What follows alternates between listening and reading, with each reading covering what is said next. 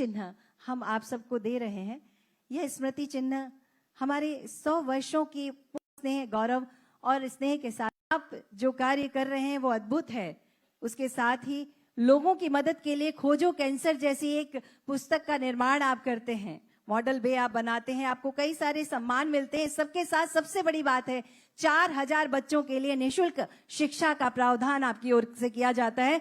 आदरणीय श्री ललित गांधी जी, आपको मैं मंच से आमंत्रित करती हूँ, आप पधारें। आज के कार्यक्रम की रूपरेखा, सभी का स्वागत और आज के कार्यक्रम का उद्बोधन प्रस्तुत करें। नमस्कार।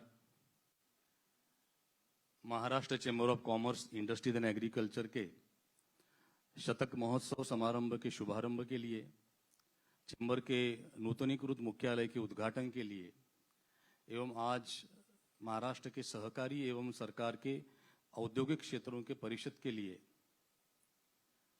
पूरे देश को जो सुरक्षित रख रहे हैं, जिनके कारण हम अगर देखें तो पूरे ऊपर से पूरे देश के ऊपर जिनकी नजर रहे, इतनी क्षमता जिनके अंदर है, ऐसे देश के सशक्त गृह मंत्री, सहकारिता मंत्री आदरणीय अमित भाई शाह का मैं आप सबकी ओर से महाराष्ट्र के उद्योग व्यापार जगत की शिखर संस्था के अध्यक्ष के रूप में फिर एक बार स्वागत करता हूं। महाराष्ट्र के लोकप्रिय मुख्यमंत्री, जिन्होंने 5 वर्ष के पहले कार्यकाल के बाद अपने दूसरे कार्यकाल में जिस तेजी से इस महाराष्ट्र के विकास का रोडमैप बनाया है, जिस तेजी से वो एक बहुमुखी आयामी चतुरस्त्र व्यक्तित्व के रूप में इस राज्य का नेतृत्व कर रहे हैं, ऐसे हमारे सभी के मार्गदर्शक आदरणीय देवेंद्र फडणवीस जी, महाराष्ट्र के जन जन तक महायुति सरकार को प्रभावी रूप से पहुंचाने वाले, सामान्य से सामान्य व्यक्ति को उनके अंदर जाके मिलने वाले महाराष्ट्र के कर्तव्यदक्ष धुआंधार उप मुख्यमंत्री सम्माननीय एकनाथ जी शिंदे जी का भी मैं आप सबकी ओर से स्वागत करता हूं। सहकारिता के साथ साथ हम उद्योगों को जो गति प्रदान करने में सहयोग करते हैं, भारत सरकार के सहकारिता एवं सिविल एविएशन मिनिस्टर MOS आदरणीय मुरलीधर मोहोळ जी, महाराष्ट्र की विधानसभा को अत्यंत सुचारू रूप से संचालित करने वाले, इस क्षेत्र के विधायक के रूप में प्रतिनिधित्व करने वाले हम सभी के मार्गदर्शक आदरणीय राहुल जी नार्वेकर जी, जिनके उद्योग विभाग से माध्यम से महाराष्ट्र चेंबर ने पिछले कई वर्षों से विशेष रूप से देवेंद्र जी के पहले कार्यकाल के बाद देवेंद्र जी के दूसरे कार्यकाल में, एकनाथ जी के कार्यकाल में उद्योग खाता की, उद्योग विभाग की जिन्होंने अच्छी तरह से धुरा संभाली है, हम उद्योजकों के हर विषय को जिन्होंने बहुत ही अच्छी तरह से न्याय देने का प्रयास किया है, ऐसे हमारे सभी के सहयोगी मार्गदर्शक आदरणीय उदय जी सामंत जी, महाराष्ट्र के कौशल्य विकास मंत्रालय को एक नए आयाम देने वाले, हमारे लाखों युवाओं को रोजगार एवं व्यापार के नए अवसर प्रदान करने में हर संभव प्रयास करने वाले, हम सबको कंधे से कंधे मिलाकर नेतृत्व देने वाले हमारे आदरणीय मंगल प्रभात जी लोढ़ा जी, मेरे साथी हमारे ट्रस्ट बोर्ड के चेयरमैन आशीष पेडनेकर जी, हमारे वरिष्ठ उपाध्यक्ष रविंद्र मानगावी जी, मेरे सभी साथी उपाध्यक्ष, यहाँ उपस्थित सभी गणमान्य, आज महाराष्ट्र के उद्योग क्षेत्र के सारे प्रमुख यहाँ पर उपस्थित है, हमारे पूर्व अध्यक्ष संतोष जी भी है, हमारे सारे चीफ पैटर्न यहाँ उपस्थित है। वैसे तो हर एक का नाम लेने चाहिए, ऐसे 1000 लोग यहाँ उपस्थित है, लेकिन हमारे सामने, सबके सामने पूरे महाराष्ट्र की नजरें गड़ी है। आज हमारे देश के दूसरे लोह पुरुष के रूप में हम जिन्हें जानते हैं, ऐसे आदरणीय अमित भाई शाह जी का मार्गदर्शन लेने के लिए हम सब उपस्थित है। वैसे तो आदरणीय गृह मंत्री जी का आना चेंबर के 100 साल के इतिहास में हम सबके लिए सबसे बड़ी गौरवपूर्ण उपलब्धि है। जिस चेंबर की स्थापना भारत के उद्योग जगत की स्थापना करने वाले जो 4 प्रमुख नाम हम जानते हैं, सेठ वालचंद हीराचंद, घनश्याम दास जी बिरला, JRD टाटा, ऐसे चंद गिने चुने लोगों में से एक सेठ वालचंद हीराचंद जी, जिन्होंने 100 वर्ष पूर्व ब्रिटिशों की दमन की नीति को टक्कर देते हुए भारतीय उद्योजकों को संबल देने के लिए, विशेष रूप से महाराष्ट्र के उद्योजकों को संबल देने के लिए 1927 में जिसका विधिवत रजिस्ट्रेशन हुआ, ऐसे महाराष्ट्र चैम्बर ऑफ कॉमर्स की स्थापना 1925 में की थी। उनकी प्रारंभिक स्थापना और रजिस्ट्रेशन का 1-2 वर्ष हम शताब्दी वर्ष के रूप में मना रहे हैं, और उसका उद्घाटन देश के सबसे शक्तिशाली पुरुष, जिन्होंने इस देश के नई ऊंचाइयों पर ले जाया है और पूरे विश्व के इन्वेस्टर्स को एक सेफ कंट्री के रूप में इस देश की प्रतिमा बनाई है, ऐसे अमित भाई शाह का इस अवसर पर उपस्थित रहना, जिन्होंने दावोस में लगातार जाके एक विक्रम स्थापित किया, ऐसे हमारे मुख्यमंत्री देवेंद्र जी फडणवीस, एकनाथ जी शिंदे, और सबकी ऐसी विशेषता है कि महाराष्ट्र के उद्योग जगत को एक संबल देने का प्रयास किया है। आज मेरे समक्ष तो मन में कई सारे विचार आ रहे हैं, लेकिन मैं कुछ चंद उन विषयों को आज आप सबके सामने दोहराऊंगा जो चैम्बर के 100 साल के इतिहास में आज उनका स्मरण करना मेरा कर्तव्य भी है। सेठ वालचंद हीराचंद, जिन्होंने भारत की पहली मोटर कार बनाई, भारत का पहला हवाई जहाज बनाया, हिंदुस्तान एरोनॉटिक्स लिमिटेड आज पूरे विश्व को जो तेजस फाइटर फ्लाइट भी देता है, भारत का पहला शिपिंग जहाज बनाने का कारखाना हिंदुस्तान शिपयार्ड लिमिटेड जिन्होंने विशाखापट्टनम में बनाया, ऐसे कई सारे first of first in India जिन्होंने स्थापित किए, ऐसे सेठ वालचंद हीराचंद जी ने उस समय के उनके साथी लक्ष्मणराव जी किर्लोस्कर, आबा साहेब गरवारे, बाबा साहेब डहाणूकर, इन साथियों को साथ में लेकर इस चैम्बर की स्थापना की, और इस चैम्बर ने महाराष्ट्र के इंडस्ट्रियलाइजेशन का फाउंडेशन रखा। उस समय ब्रिटिश रिजिम में जब हमें किसी उद्योगों को परमिशन नहीं मिलती थी, तो चैम्बर के माध्यम से रिकमेंडेशन करके, ताकत लगाकर, संघर्ष करके उन्होंने उद्योगों को बढ़ावा दिया, और महाराष्ट्र के उद्योगों की कई तरह की नीतियां बनाने के लिए, उन्हें हैंड होल्डिंग करने के लिए सब तरह का सपोर्ट देने का काम सेठ वालचंद हीराचंद जी ने किया। महाराष्ट्र के कई सारे ऐसी उपलब्धियां हैं जो महाराष्ट्र चैम्बर के माध्यम से उन्होंने स्थापित करने का प्रयास किया। महाराष्ट्र के इतिहास में इस 100 वर्ष के चैम्बर के सफर में हमारा 3 विभाग में है। स्वतंत्रता पूर्व संग्राम समय में जो उन्होंने ब्रिटिशों के साथ लड़कर भारतीय उद्योगों को प्रोत्साहित किया, स्वतंत्रता के बाद सरकार की नीतियां बनाने में उन्होंने इनपुट देने का प्रयास किया चैम्बर ने, और ग्लोबलाइजेशन के बाद में हमारे सामने आने वाले नए आह्वानों को, हमारे उद्योगों को कैसे सक्षमीकरण करे, ऐसे 3 चरण में इस चैम्बर ने निरंतर प्रयास किया है। उन सारी बातों को बहुत विस्तार से मुझे बताना नहीं है, लेकिन उनके कार्यों का स्मरण हम सब निरंतर निश्चित ही करते हैं। वैसे तो हम बहुत से समारोहों में होते हैं, मुख्यमंत्री जी होते हैं, विभिन्न मंत्री जी होते हैं, उनके सामने कई मांगे रखते हैं। हमारा काम है हमारी समस्याएं रखना, हमारी मांगे रखना। लेकिन आज एक ऐसा व्यक्ति हमारे बीच उपस्थित है जिसके आगे हमारी सब मांगे बहुत छोटी है, इसलिए हमें हमारी मांगों पर मैं समय बिल्कुल व्यर्थ नहीं करना चाहता। हम चाहते हैं ऐसा सक्षम नेतृत्व, प्रधानमंत्री नेतृत्व नरेंद्र मोदी जी ने, आदरणीय अमित भाई शाह जी ने, उनके पूरी टीम ने पिछले 11 वर्ष में इस भारत को जो सुशासन दिया है, एक हम राम राज्य जिसे बोल सकते हैं। व्यापार उद्योगों को क्या चाहिए? हमें एक सुरक्षित वातावरण चाहिए, हमारे इन्वेस्टमेंट की सेफ्टी चाहिए, हमें अच्छा माहौल चाहिए, वो माहौल प्रदान किया है। 11 वर्ष के पूर्व हम जब विदेश जाते थे तब हमारे सामने किस नजर से देखा जाता था, और आज जब हम विदेश जाते हैं तब हमें एक अलग नजर से पूरी दुनिया देखती है, एक सम्मान के साथ देखती है कि ये नरेंद्र मोदी जी के भारत से आए हैं। मुझे तो प्रधानमंत्री मोदी जी के साथ रवांडा जाने का मौका मिला। उस समय देखा मैंने वहां के लोगों ने क्या उनका गर्मजोशी से स्वागत किया था और जो रिस्पेक्ट दिया था पूरी दुनिया में।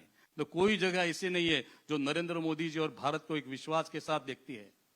क्यों देखती है? क्योंकि भारत एक सुरक्षित देश है, और ये सुरक्षितता किसने प्रदान की है? वो व्यक्ति आज हमारे बीच में उपस्थित है।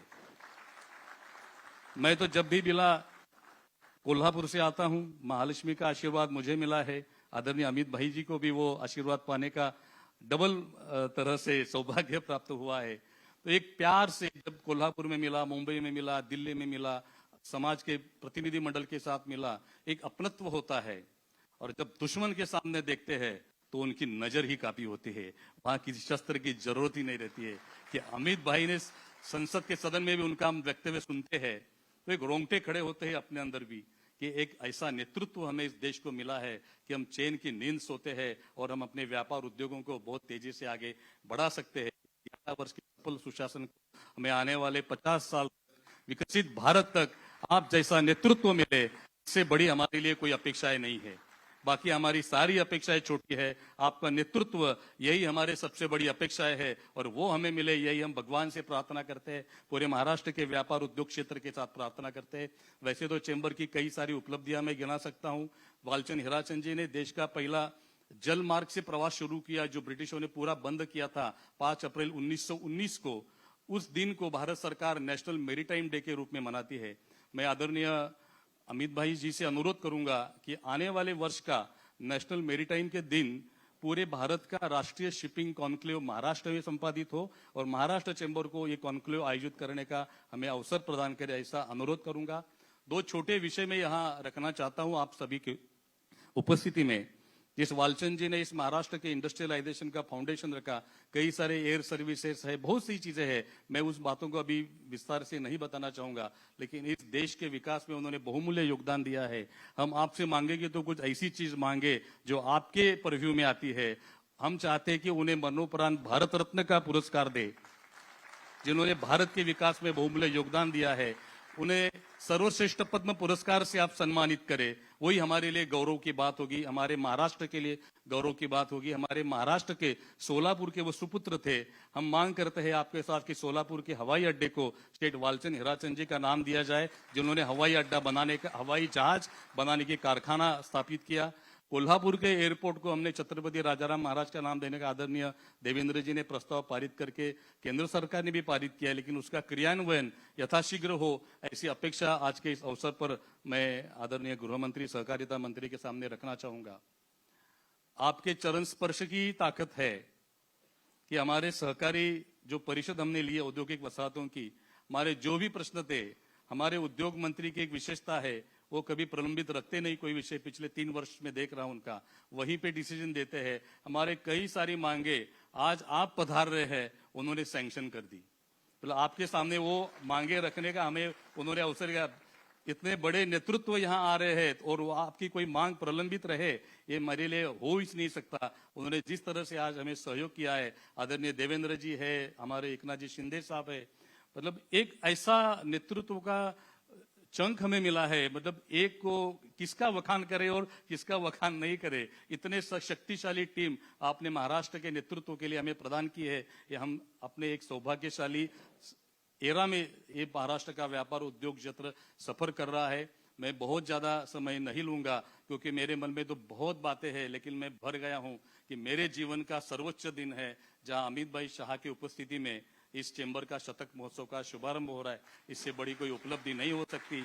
हमारे जो भी विषय है, मांगे हैं, बहुत से लोगों ने बहुत सी मांगे मुझे बताई, वो सब हम उनको भेजेंगे और मुझे विश्वास है आज तक उन्होंने इस क्षेत्र की सक्षमता के लिए कोई कसर बाकी नहीं छोड़ी। हमारे जो भी विषय होंगे, फिर वो महाराष्ट्र के हो, हमारे मुख्यमंत्री जी के हो, एकनाथ जी के हो, उद्योग विभाग के हो या केंद्र सरकार के हो, सभी विषय में हमें समाधान मिलेगा। इसमें किसी के मन में कोई संदेह नहीं है। इसलिए उन सारी मांगों को मैं यहाँ दोहराऊंगा नहीं। उनके साथ हम दिल्ली में एक विशेष रूप से बैठक लेने का अनुरोध भी करते हैं। मैं हमारे आदरणीय मुख्यमंत्री महोदय से भी अनुरोध करूंगा, हमारे मार्केट से MID के छोटे छोटे विषय है, बट आपके नेतृत्व में एक विस्तार से उसकी बैठक हो और ये हमारे छोटे विषय हम उस बैठक में आपके सामने प्रस्तुत करें। आज हम आपसे चाहते हैं कि हमारी विकसित भारत में हम क्या सहभागिता कर सकते हैं, उसके बारे में आप हमें मार्गदर्शन करें। महाराष्ट्र ने जो परचम लहराया है पूरी दुनिया में, उसे और आगे बढ़ाने में हमारी सहभागिता कैसे हो, आदरणीय अमित भाई शाह और हमारे सभी वरिष्ठ मान्यवर हमें मार्गदर्शन करें, ऐसी अपेक्षा व्यक्त करता हूं। फिर एक बार आप सभी का तहे दिल से स्वागत करता हूं। बहुत सी बातें मैंने लिख के लाई है, बट अब मैं और कुछ नहीं बोलना चाहता। मेरे जीवन में इससे बड़े खुशी की कोई बात हो ही नहीं सकती कि इतने सारे महानुभाव एक साथ चैम्बर के इस मंच पर उपस्थित है, जो आने वाले समय में महाराष्ट्र के विकास को, देश के विकास को नई दिशा देंगे, हमारे देश को सुरक्षित रखेंगे और हमारे देश की गर्दन हमेशा पूरे विश्व में ऊंची रहेगी। इसी विश्वास के साथ मैं फिर एक बार स्वागत करता हूं और मेरे शब्दों को विराम देता हूं। धन्यवाद। जय हिंद, जय महाराष्ट्र। धन्यवाद आदरणीय ललित जी।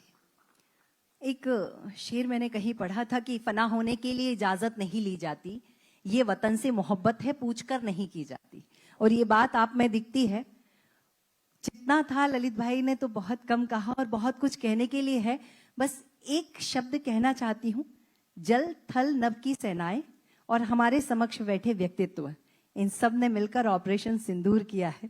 ये तो रोंगटे खड़े करके जोरदार तालियों वाली बात बनती है कि सरहद पर खड़े हुए प्रत्येक सैनिक और अडिग अचल सैनिकों की तरह खड़े हमारे माननीय गण, आपके लिए बहुत धन्यवाद, हमें गौरव गर्व गरिमा देने के लिए। जय जय मातरम, वंदे वंदे। मैं आप सबके आशीर्वाद से और आप सबकी अनुमति से कार्यक्रम को आगे बढ़ाना चाहती हूँ और अब हम उस ओर बढ़ना चाहते हैं जो कार्य 100 वर्ष पूरे होने पर यह पूरी कमेटी एक साथ मिलकर करना चाहती है। आदरणीय ललित जी गांधी जी ने कहा कि मैं अकेले यहाँ नहीं खड़ा हूँ, मेरे साथ मेरा पूरा चैम्बर खड़ा है, मैं तो सिर्फ उनके नाम के लिए आगे खड़ा हूँ। एक बार ललित जी के लिए जोरदार तालियां बजा दीजिए। और मैं माननीय केंद्रीय गृह एवं सहकारिता मंत्री आदरणीय माननीय श्री अमित भाई शाह जी से अनुरोध करूंगी कि अभी हम आपके हाथों से हमारे आगामी नए मुख्यालय का उद्घाटन करवाना चाहते हैं। तो आपसे अनुरोध है कि उस उद्घाटन की ओर बढ़ें।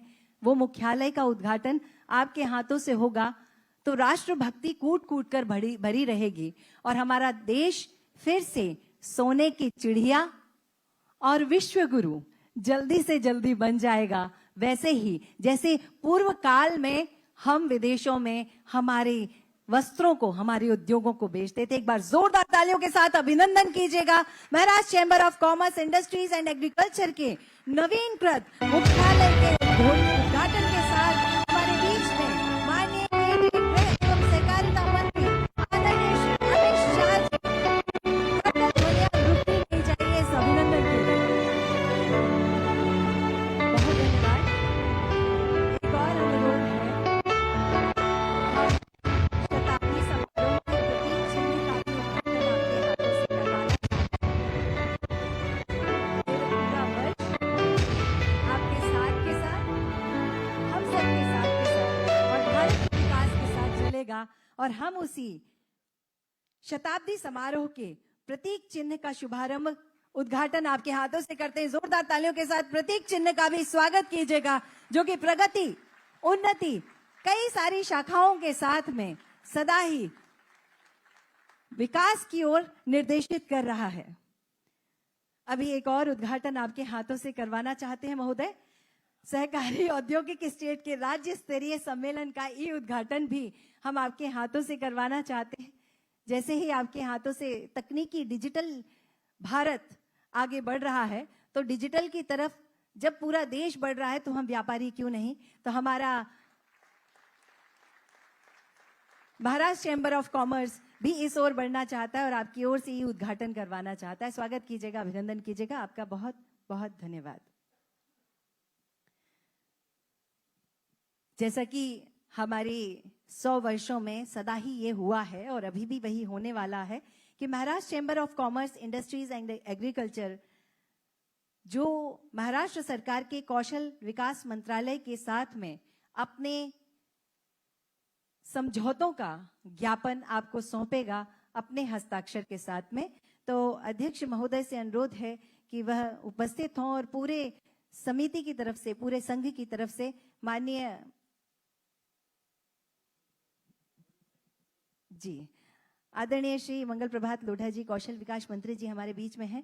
हम आपसे अनुरोध करेंगे कि वो हस्ताक्षर आपकी ओर से हो और कुछ अधिकार और कुछ कर्तव्य हमारी ओर आए ताकि हम जैसे सदा से ही निरत नियत लगातार जो पहला जहाज हमने बनाया था और विदेशों में सामान बेचा था, वो हमने सिल्क बनाया था, माचिस की डिबिया में बेची थी और सोने की गिन्नियां लेकर आए थे। बस उसी युग की ओर फिर से जाना है। 25 तरह के उद्योग तब थे, अब 25 करोड़ तरह के उद्योग लगाना है, उस देश को आगे बढ़ाना है। आदरणीय श्री मंगल प्रभात लोढ़ा जी से अनुरोध है कि यह ज्ञापन हम तक पहुंचाएं।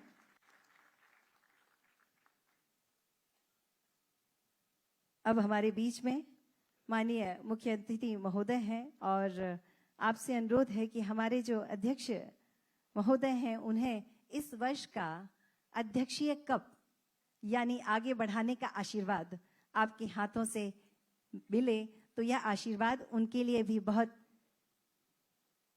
उचित होगा और साथ ही हमारी उन्नति के लिए, महाराष्ट्र के उद्योगों के लिए भी उपयुक्त होगा।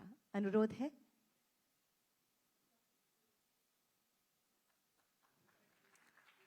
तालियां बस इतनी सी।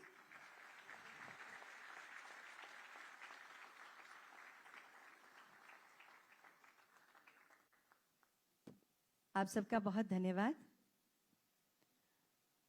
मैं आज से 16 वर्ष पहले इस महाराष्ट्र में आई थी और जब मैं आई थी तो मैंने यहाँ पर सदा ही लोगों को किसी न किसी तरह से आगे बढ़ते हुए देखा और कुछ सालों बाद एक व्यक्तित्व से हम सबका परिचय हुआ। शायद आपका पहले से होगा, मेरा परिचय उनके साथ हुआ। मैंने उनको जानने का प्रयास किया और मैंने ये जाना, और हर बार आपका व्यक्तित्व मुझे लड़ने की प्रेरणा देता है। कोई व्यक्ति 18 वर्ष की उम्र में परिवार के लिए कार्य करना शुरू करता है और वह कार्य करते करते समाज सेवा के साथ साथ राष्ट्र सेवा, अपने राज्य सेवा की ओर बढ़ जाते हैं। आप मेहनत और समर्पण के प्रतीक के रूप में हम सबके लिए प्रेरणा है। आदरणीय श्री एकनाथ शिंदे जी, हम सबके प्यारे उप मुख्यमंत्री जी, हम आपको मंच सौंपना चाहते हैं और वो जो प्रेरणा हम तक पहुंची है उस प्रेरणा के साथ गौरव और गर्व के साथ आगे बढ़ना चाहते हैं। पधारिएगा। हम सब आपको प्यार से शिंदे दादा कहते हैं। पधारिएगा आदरणीय श्री एकनाथ शिंदे जी। एक बार जोरदार तालियों के साथ हम आपका अभिनंदन करेंगे।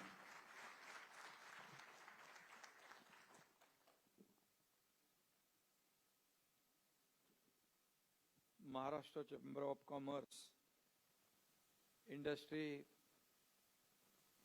आज शताब्दी महोत्सव का आयोजन यहाँ पर हो रहा है और नूतनीकृत मुख्यालय का शुभारंभ भी आदरणीय गृह मंत्री और सहकारिता मंत्री अमित भाई शाह जी के हाथों से हुआ है। और इस अवसर पर हमारे आदरणीय लोकप्रिय मुख्यमंत्री देवेंद्र फडणवीस जी, हमारे विधानसभा के अध्यक्ष राहुल नार्वेकर जी, केंद्रीय सहकार राज्य मंत्री मुरलीधर अन्ना मोहोल जी, हमारे उद्योग विभाग के मंत्री उदय सामंत जी, कौशल्य विकास मंत्री मंगल प्रभात लोढ़ा जी, चैम्बर ऑफ कॉमर्स के अध्यक्ष ललित गांधी जी, रविंद्र मानगावे, आशीष पेडणेकर, के.आर. वेदमुथा, सभी सर्व मान्यवर, सगळ्यांनाच आजच्या या नव्या वास्तूचा शुभारंभ होताना आणि शताब्दी महोत्सव साजरा करताना अतिशय आनंद होतोय आणि मी मनापासून आपल्याला सगळ्यांना खूप खूप शुभेच्छा देतो। आणि या शुभ कार्याला, या अतिशय स्तुत्य अशा सोहळ्याला आज या देशाचे कणखर गृहमंत्री आणि सहकार मंत्री आदरणीय अमितभाई शाह यांचे कर्तृत्ववान हात या सोहळ्याला लाभले, याचा आनंद आपल्याला सगळ्यांना जास्त आहे। आणि म्हणून मी अमित भाईंचं मनापासून मुंबई में आपका तहे दिल से मैं स्वागत करता हूँ, बहुत बहुत अभिनंदन करता हूँ कि आप पधारे और इस कार्यक्रम में 4 चांद लगा दिए। ललित जी बराबर है।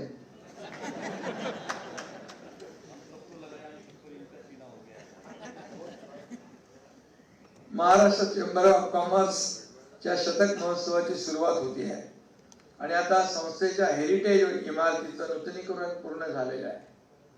खरं म्हणजे हा सुद्धा एक दुग्ध शर्करा योग आहे। अमित भाईंच्या उपस्थितीमुळे मी मगाशी हिंदी मध्ये म्हणालो, आता मराठीत म्हणतो, या सोहळ्याला 4 चांद लागलेले आहे।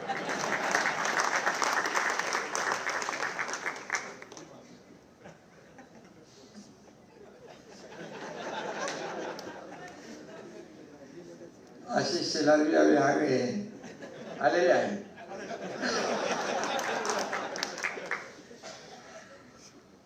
या अतिशय देखण्या वास्तूच्या सौंदर्याला धक्का न लावता म्हणजे हेरिटेजला नूतनीकरण अतिशय चांगलं केल्याबद्दल मी महाराष्ट्र चेंबरचं मनापासून अभिनंदन करतो, मनापासून त्यांना खूप खूप धन्यवाद देतो। बहुत बहुत बधाई, बहुत बहुत स्वागत। देश में स्थिरता और सुरक्षा होगी तभी विकास के मार्ग सुगम होते हैं।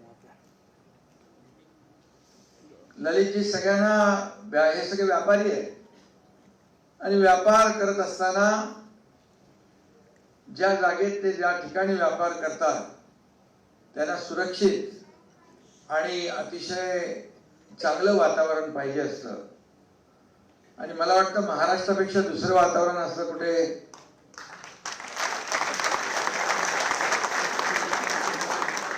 अमित भाई आपका भी आशीर्वाद है इसके महाराष्ट्र आदरणीय मोदी जी का भी है। अमित भाई के नेतृत्व में हमारे देश में सुरक्षा और शांति का एक नया युग शुरू हुआ है। आदरणीय मोदी जी के मार्गदर्शन में अभी यहाँ पर ऑपरेशन सिंदूर की बात हमारी बहना ने कही, आमची लाडकी बहीणच आहे।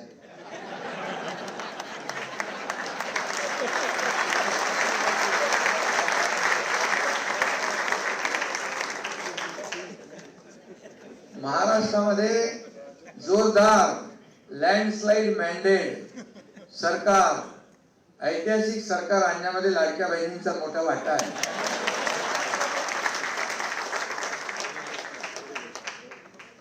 आणि मगाशी ललित गांधी म्हणाले हमारे उद्योग मंत्री तो तुरंत काम करते हैं। हमारा काम ही ऐसा, मुख्यमंत्री जी यहाँ पर है, वो भी यहाँ पर है, हमारे 2 मंत्री 3 मंत्री है, अध्यक्ष भी है। हमारे काम का तरीका ऐसा है, no reason on the spot decision.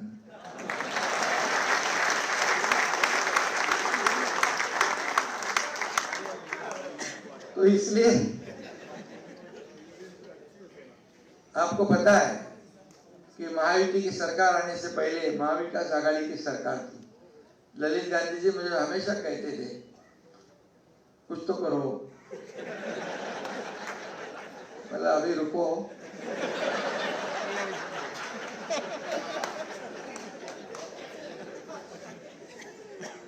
Amit भाई जब तक कुछ नहीं करते तो रुको।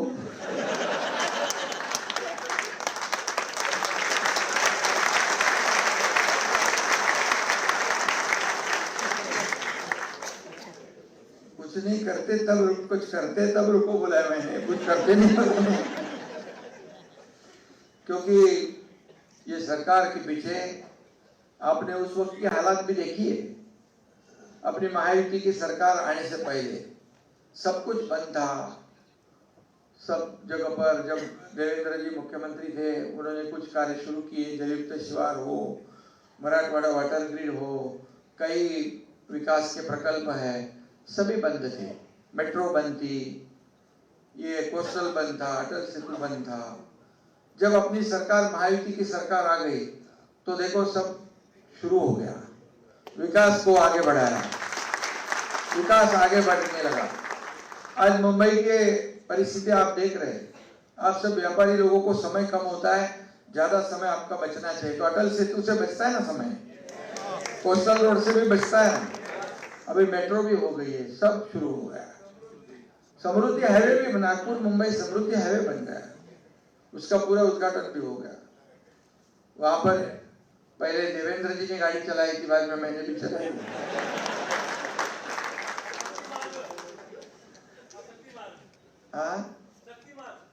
शक्ती मार्ग पण होईल, शक्तीपीठ पण होईल, विकासाला चालना देणारच सरकार आहे आपलं।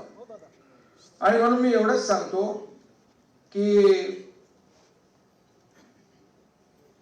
जसं ऑपरेशन सिंदूर झालं, आदरणीय प्रधानमंत्री मोदीजींच्या नेतृत्वाखाली अमित भाईंनी देखील जे काही काम केलं, आपल्या लष्कराने काम केलं, भारतीय सैन्य दलाने काम केलं आणि पाकिस्तानला धडा शिकवला, मुंहतोड जवाब पाकिस्तानला देण्याचं काम पहिल्यांदा झालेलं। आणि म्हणून आणि तिकडे पाकिस्तानला ठोकलाय बरोबर. इकडे अमित भाई नक्षलवाद्यांना ठोकतायत. आणि म्हणून त्यांनी सांगितलंय 31 मार्च 2026 तक नक्सलवाद को जड़ से उखाड़ने का काम निर्धार अमित भाई ने किया. बड़े पैमाने पर नक्सली आत्मसमर्पण कर रहे. मैं जब मुख्यमंत्री था तभी भी हो गया, अभी देवेंद्र जी है, तभी भी बड़े पैमाने पर अमित भाई के नेतृत्व में मार्गदर्शन में नक्सली कम हो रहे, सरेंडर हो रहे. कुछ बड़े बड़े खतरनाक नक्सलवादी एनकाउंटर हो रहे.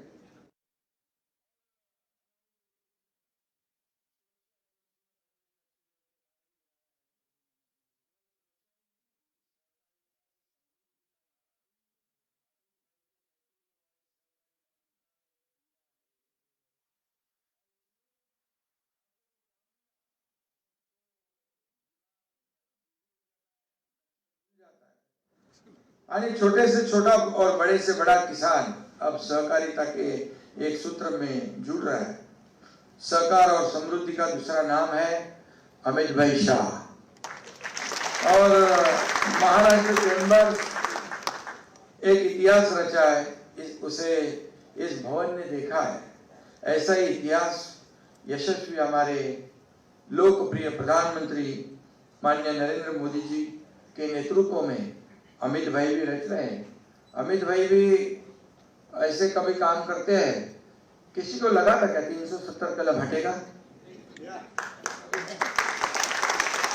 हमारे बाला साहब ठाकरे जी का सपना था अयोध्या में राम मंदिर बने और कश्मीर में 370 कलम हटे, और मोदी जी और अमित भाई ने पूरा किया. बाकी मैं राजनीति में आज नहीं बोलूंगा, इतने बोल रहा हूँ. जो कठिन रास्तों में भी आगे बढ़ते हैं, जो बाधाओं को पार करते हैं, अटल, निडर और सहिष्णु रहते हैं, वही इतिहास रचते हैं.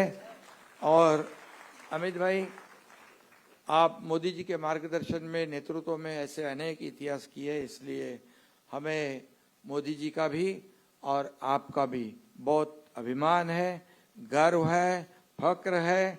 और ये जो काम देश को आगे बढ़ाने का हो रहा है, इससे सभी देशवासी खुश है. और इसलिए देश को आर्थिक महासत्ता बनाने के लिए यही लोगों का योगदान जरूरी है. उद्योगपति है, ये व्यापारी है, ये सभी लोग हमारे देश को आगे बढ़ा रहे हैं. $5 ट्रिलियन इकोनॉमी को भी और महाराष्ट्र के $1 ट्रिलियन इकोनॉमी को भी यही लोग आगे बढ़ाएंगे, यही लोग आगे योगदान देंगे. आज महाराष्ट्र चेंबर ऑफ कॉमर्स या संस्थेचा वटवृक्ष बहरलाय. जवळपास 800-900 मोठ्या संस्था चेंबरशी संलग्न आहेत. तब्बल 40 लाख आस्थापनांचं प्रतिनिधित्व ही संस्था करते आहे. उद्योग, व्यापार, सेवा आणि कृषी या क्षेत्रामध्ये छोट्या मोठ्या शहर गावामध्ये चेंबर पोहोचली आहे. आणि म्हणून महाराष्ट्र चेंबरने गेल्या 98 वर्षात राज्याचं उद्योग व्यापार विषयक धोरण आखण्यातही मोठी महत्वाची भूमिका बजावलेली आहे. आणि नवे धोरण ठरवताना आम्हा राज्यकर्त्यांना देखील चेंबरचं मत विचारात घ्यावं लागतं. एवढं चेंबरचं महत्व आहे. आणि म्हणून आपल्या आता देशाला आर्थिक महासत्तेकडे न्यायचं मी म्हणालो या ठिकाणी.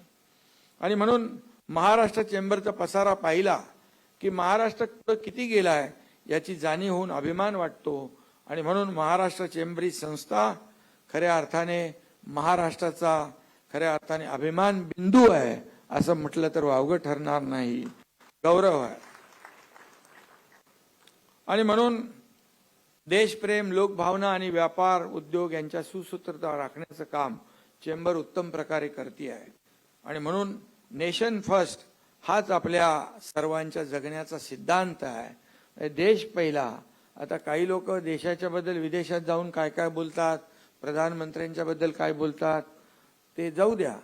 परंतु ते आज काही राजकीय व्यासपीठ नाहीये. परंतु आपल्याला अभिमान आहे की देशाला पुढे नेण्याचं काम आज इथं अमितभाई आहेत, ते करतायत, मोदीजी करतायत. आणि म्हणून त्यासाठी या आपण त्यांना बोलवलं, हे सगळ्यात मोठं काम आपण केलेलं आहे. या ठिकाणी ग्रामीण भागात पोस्ट ऑफिस, टेलिफोन सेवांच्या विस्तारासाठी देखील महाराष्ट्र चेंबरने चांगलं काम केलंय.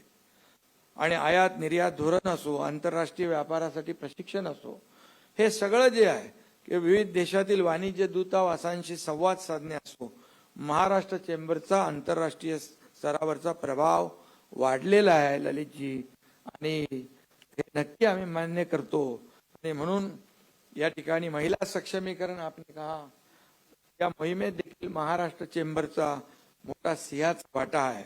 आणि बचत गटांना ट्रेनिंग, त्यांच्या उत्पादनांसाठी बाजारपेठ, उत्पादन वाढीसाठी स्टार्टअप सगळंच आपण सुरू केलेलं आहे.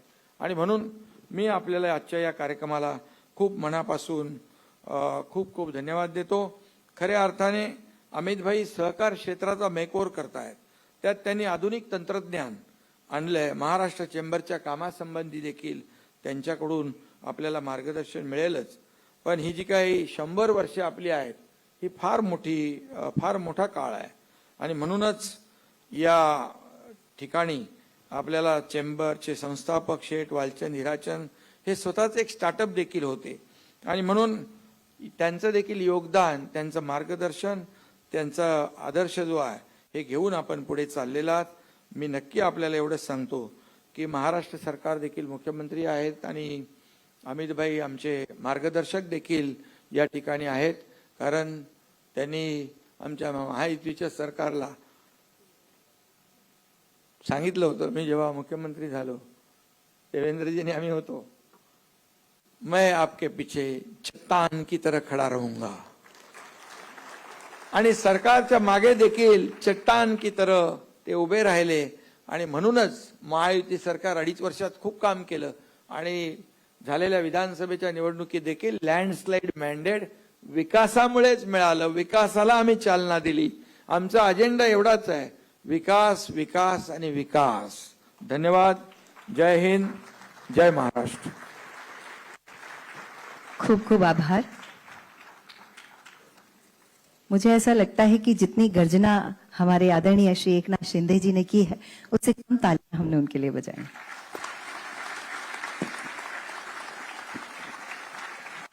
आदरणीय श्री गृह मंत्री जी यहाँ पर उपस्थित हैं.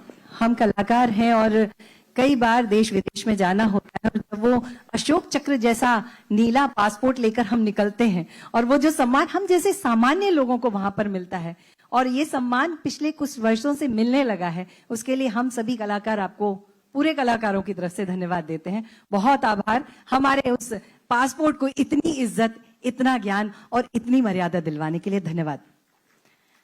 हमारे बीच में आदरणीय श्री सांस्कृतिक मंत्री महाराष्ट्र राज्य से माननीय श्री आशीष जी शेलार जी आ चुके हैं. दादा, हम आपका अभिनंदन करना चाहते हैं. उसके लिए श्री दिलीप गुप्ता जी और श्री कांतिलाल चोपड़ा जी जो कि उपाध्यक्ष हैं, आप दोनों से अनुरोध है कि आगे आए. और हम कलाकार तो आपका सम्मान अवश्य करेंगे, क्योंकि सांस्कृतिक मंत्री ही संस्कृति में हम सबका बहुत सम्मान देते हैं और बहुत स्वतंत्रता हमें यहाँ पर मिली है. तो एक बार हम सबकी तरफ से आदरणीय श्री आशीष जी शेलार जी का बहुत सम्मान के साथ स्वागत करते हैं. बहुत धन्यवाद आपका यहाँ तक आने के लिए. मैंने शैलेंद्र जी की पंक्तियां पढ़ी थी एक जगह कि तू जिंदा है तो जिंदगी की जीत पर यकीन कर, अगर कहीं स्वर्ग है तो उतार ला जमीन पर. और ये बात पिछले कई वर्षों से महाराष्ट्र में रहते हुए हम अद्भुत तरीके से महसूस कर पा रहे हैं. मैं बुंदेलखंड क्षेत्र से आती हूँ, जहां पर जब हमें आवश्यकता पड़ी थी हमारे राजा को, हमारे राजा छत्रसाल जी को, उस समय हमारे छत्रपति शिवाजी महाराज ने पूरी की पूरी सेना भेज दी थी हमारी रक्षा के लिए. उसके लिए मैं धन्यवाद देते हुए एक बुंदेलखंड की लाइन हमारे माननीय मुख्यमंत्री जी के लिए देना चाहती हूँ कि जाके जैसे बाप मताई बाके वैसे लड़का. पिता जैसे देशभक्त रहे हैं और वैसे ही पुत्र देशभक्ति की ओर अग्रसर हैं, देशभक्ति रक्त में है. हम आपके कृतित्व को प्रणाम करते हैं. और एक बात कहती हूँ, रात को 3 बजे जब महाराष्ट्र में कार्यक्रम करने के बाद 12:30 1 बजे बाद नई मुंबई से बोरीवली तक अकेले आती हूँ, बड़ा घमंड होता है कि हम आप सबके शासन में रहते हैं. उसका बहुत धन्यवाद हमारी सुरक्षा के लिए. और इसी सुरक्षा के साथ सभी बहनों की तरफ से धन्यवाद देते हुए मंच में आपको देती हूँ माननीय श्री देवेंद्र फडणवीस जी, हम सबके लाडले मुख्यमंत्री जी, और बहुत प्यार से हम जिन्हें देवा भाऊ कहते हैं. स्वागत है दादा. Maharashtra chamber of commerce, industry and agriculture च्या या नूतनीकृत मुख्यालयाचं उद्घाटन आणि शताब्दी समारोहाच्या शुभारंभ प्रसंगी मंचावर उपस्थित असलेले भारत सरकारचे कणखर कर्मठ आणि आपल्या सर्वांचे आवडते गृहमंत्री आणि सहकारिता मंत्री आदरणीय अमितभाई शहाजी, महाराष्ट्राचे लोकप्रिय उपमुख्यमंत्री माननीय एकनाथराव शिंदेजी, सन्मान्य राहुल नार्वेकरजी, आशिष शेलारजी, उदय सामंतजी, मंगलप्रभात लोढाजी, केंद्रीय राज्यमंत्री मुरलीधर मोहोळजी, आपल्या महाराष्ट्र चेंबरचे अध्यक्ष ललित गांधीजी, श्री आशिष पेडणेकरजी, श्री रवींद्र माणगावेजी, मंचावरील सर्व मान्यवर आणि उपस्थित सर्व भगिनी आणि बंधूंनो, खरं म्हणजे आमच्या शिंदे साहेबांनी काल संध्याकाळी बॅटिंग सुरू केली, ते काही संपायचंच नाव घेत नाही. ते कालपासून आजपर्यंत सुरूच आहे. पण मला अतिशय आनंद आहे की आज एका अशा संस्थेच्या शताब्दी पूर्ती करता आम्ही आलो आहोत की ज्या संस्थेने या देशामध्ये उद्योगाच्या क्षेत्रात, व्यापाराच्या क्षेत्रात आणि शेतीच्या क्षेत्रात एक प्रकारे नवीन उद्यमी तयार करण्याची मुहूर्तमेढ ठेवली आणि उद्योगाचं आणि व्यापाराचं भारतीयकरण झालं पाहिजे अशा प्रकारच्या हेतूनं 100 वर्षापूर्वी सुरू झालेली संस्था आज अतिशय गौरवाने या ठिकाणी उभी आहे. हे पाहून मला मनापासून आनंद होतोय आणि मी महाराष्ट्र चेंबरला अतिशय मनापासून शुभेच्छा देतो, आपलं अभिनंदन करतो. खरं म्हणजे देशामध्ये अनेक चेंबर ऑफ कॉमर्स आहेत, अनेक chamber of commerce and industry आहेत, पण एकच असं चेंबर आहे की जे chamber of commerce, industry and agriculture आहे. आणि आज देशातली फिकी सारखी संघटना देखील जिथं निर्मित झाली ते हे chamber of commerce, agriculture and industry. आणि खरं म्हणजे आजच्या क्षणी शेठ वालचंदजी यांचं स्मरण हे अत्यंत महत्वाचं आहे, कारण या देशातले काही भूमिपुत्र असे आहेत की ज्यांनी या देशाच्या निर्मितीमध्ये एक अतिशय मोलाचा वाटा या ठिकाणी उचललेला आहे. त्यांनी या चेंबरची निर्मिती तर केलीच आणि यातनं हजारो लोकांना प्रेरणा त्यांनी दिली. पण ज्या काळामध्ये लोकांना फिएट माहिती होती त्या काळामध्ये संपूर्ण भारतीय बनावटीची प्रीमियर पद्मिनी ही तयार करणारे शेठ वालचंद होते. मगाशी उल्लेख झाला की हिंदुस्तान एरोनॉटिकल्स असेल किंवा हिंदुस्तान शिपयार्ड कॉर्पोरेशन असेल, आज या संस्था राष्ट्रीयकरण झाल्यानंतर देशाच्या सेवेमध्ये महत्वाचा रोल या ठिकाणी करतायत. आणि मला हे सांगितलं पाहिजे की ऑपरेशन सिंदूरमध्येही या दोन्ही संस्थांचा अतिशय मोलाचा वाटा राहिलेला आहे. त्यामुळे शेठ वालचंद यांनी एक असं रोपटं या ठिकाणी लावलं. तुम्ही विचार करा की या चेंबरचे ते अध्यक्ष होते आणि या चेंबरचं महत्व किती असेल की तत्कालीन पहिले महाराष्ट्राचे किंवा मुंबई प्रांताचे मुख्यमंत्री बीजी खेर हे या चेंबरचे सदस्य हे वालचंदजींच्या नेतृत्वामध्ये त्या ठिकाणी होते. एवढं महत्व या चेंबरला त्या काळामध्ये होतं. आणि आज मला आनंद आहे की एवढ्या वर्षामध्ये चेंबरने खूप विस्तार केलेला आहे. अनेक अध्यक्षांनी, अनेक पदाधिकाऱ्यांनी याच्यामध्ये मोलाचं योगदान दिलंय. आणि ललितजी, आता तुमच्यावर या ठिकाणी ती जबाबदारी आली आहे आणि तुम्हाला इतक्या वर्षापासून आम्ही ओळखतो, त्यामुळे निश्चितपणे हे जे 100वे वर्ष आहे ते तुमच्या नेतृत्वात ऐतिहासिक 100वे वर्ष होईल. याबद्दल आज आपल्या सगळ्या लोकांच्यामुळेच महाराष्ट्र देशातलं सर्वात अग्रणी राज्य झालंय. मला सांगताना आनंद वाटतो की 2-3 दिवसापूर्वी मे महिन्याच्या जीएसटीच्या कलेक्शनचे फिगर आले आणि महाराष्ट्र त्यात सगळ्यात पुढे 31,000 कोटी रुपये महाराष्ट्रात जीएसटी कलेक्ट झालाय. आपल्या नंतरची 3 राज्य एकत्रित केली तर ती 35,000 कोटी आहे आणि एकटा महाराष्ट्र 31,000 कोटी आहे. हे आपल्या सगळ्यांमुळे या ठिकाणी शक्य झालेलं आहे. आज देशामध्ये येणाऱ्या एफडीआय पैकी 31% एफडीआय हा या महाराष्ट्रामध्ये आलेला आहे. एक नवीन रेकॉर्ड आपण या ठिकाणी तयार केलेला आहे. आज $1 ट्रिलियन इकॉनॉमीकडे आपली वाटचाल चाललेली आहे आणि महाराष्ट्र एकमेव राज्य असं आहे ज्यांनी $500 ट्रिलियन मार्क पार केलेला आहे आणि $1 ट्रिलियन इकॉनॉमीकडे अतिशय वेगानं आपली वाटचाल चाललेली आहे. आज कुठलंही क्षेत्र असो, स्टार्टअप मध्ये आपण नंबर 1 आहोत.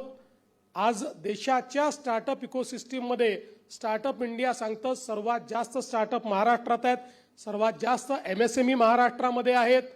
त्यामुळे मला असं वाटतं की या महाराष्ट्रातल्या सगळ्या उद्योजकांनी आणि व्यापाऱ्यांनी मिळून या महाराष्ट्रावर पहिल्या क्रमांकावर आणलाय आणि म्हणून आज जेव्हा या चेंबरला 100 वर्ष पूर्ण होत आहेत त्यावेळी आपल्या सगळ्यांचे आभार मी मानतो. आणि विशेषतः या भारतामध्ये माननीय नरेंद्र मोदीजी प्रधानमंत्री झाल्यानंतर महाराष्ट्राच्या विकासामध्ये देशाच्या विकासात आणि महाराष्ट्राच्या विकासात किती परिवर्तन झालं असेल. फक्त एक आकडा आपल्याला सांगतो की आपल्या महाराष्ट्राचा GSDP हा 2013-14 मध्ये 12 लाख कोटी होता, तो 2019 पर्यंत 25 लाख कोटी गेला, दुप्पट झाला आणि आता तो 40 लाख कोटीच्या वर चालला गेला आहे. म्हणजे 10 वर्षामध्ये मोदीजींच्या नेतृत्वामध्ये आणि आपल्या सगळ्यांच्या कर्मण्यतेने किती मोठं परिवर्तन झालं हे आपण या ठिकाणी बघितलेलं आहे. अशाच प्रकारे राज्य सरकार आणि चेंबर असे एकत्रितपणे वेगवेगळ्या पॉलिसीजवर काम करत तुमच्या अडचणी आम्ही समजून घेऊ, त्या अडचणी आम्ही दूर करू आणि तुम्ही जास्तीत जास्त गुंतवणुकीच्या माध्यमातून जॉब्स कसे तयार करता येतील, व्यापाराच्या माध्यमातून संधी कशा तयार करता येतील आणि आपल्या शेती क्षेत्राला नवीन उभारी कशी देता येईल याकरता आपण काम करावं आणि एकत्रित या महाराष्ट्राला आपण सदैव पहिल्या क्रमांकावर ठेवू एवढ्या शुभेच्छा या ठिकाणी व्यक्त करतो. पुन्हा एकदा 100 वर्ष झाल्याबद्दल आपल्याला मनापासून शुभेच्छा देतो आणि या चांगल्या कार्यक्रमात आपण आम्हालाही निमंत्रित केलं त्याबद्दल आपले आभार मानतो. धन्यवाद. जय हिंद, जय महाराष्ट्र. खूब खूब आभार माननीय मुख्यमंत्री जी. कार्यक्रम को आगे बढ़ाते हुए हम सभी आपको अपनी स्मृति चिन्ह देना चाहते हैं जो आपकी स्मृति में सदा ही सुसज्जित रहेंगे और इसके लिए मैं अनुरोध करूंगी सबसे पहले श्री ललित गांधी जी अध्यक्ष महाराष्ट्र चैम्बर से कि वो पहला स्मृति चिन्ह माननीय श्री अमित भाई शाह केंद्रीय गृह मंत्री के हाथों में सौंपकर आज के इस कार्यक्रम के शुभारंभ करें. आदरणीय श्री रविंद्र मणावड़े जी से अनुरोध है कि जो कि वरिष्ठ उपाध्यक्ष हैं महाराष्ट्र के, मैं आपसे अनुरोध करूंगी पधारें कि माननीय श्री देवेंद्र फडणवीस जी हम सबके माननीय मुख्यमंत्री महाराष्ट्र राज्य के हाथों में हमारे इस स्मृति चिन्ह को भेंट करें. श्री करुणाकर शेट्टी जी उपाध्यक्ष जो हैं उनसे अनुरोध है कि वो पधारें और महाराष्ट्र राज्य के माननीय उप मुख्यमंत्री जी आदरणीय श्री एकनाथ शिंदे जी के हाथों में हमारे स्मृति चिन्ह को भेंट कर शताब्दी वर्ष की याद उनके जीवन में सहेजें.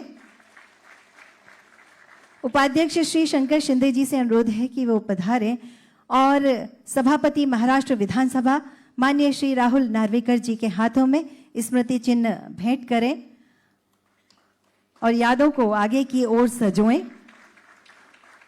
श्री संजय सोनावणे जी और श्री प्रफुल्ल मालानी जी से अनुरोध है कि वो आगे आए. माननीय श्री मुरलीधर मोहर साहब सहकार एवं नागरी उड्डयन राज्य मंत्री भारत सरकार के हाथों में हम सबका प्यारा सा ये स्मृति चिन्ह भेंट करें.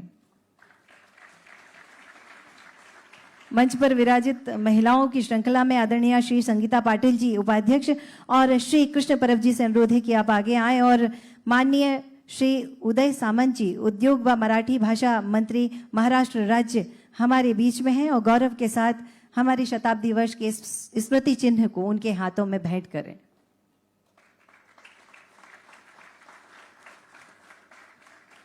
श्री रमाकांत मालू जी, उपाध्यक्ष श्री विजय वेदमुथा जी से अनुरोध है कि आगे आए और सांस्कृतिक मंत्री महाराष्ट्र राज्य के आदरणीय श्री माननीय श्री आशीष जी शेलार जी के हाथों में हमारे स्मृति चिन्ह को भेंट करें।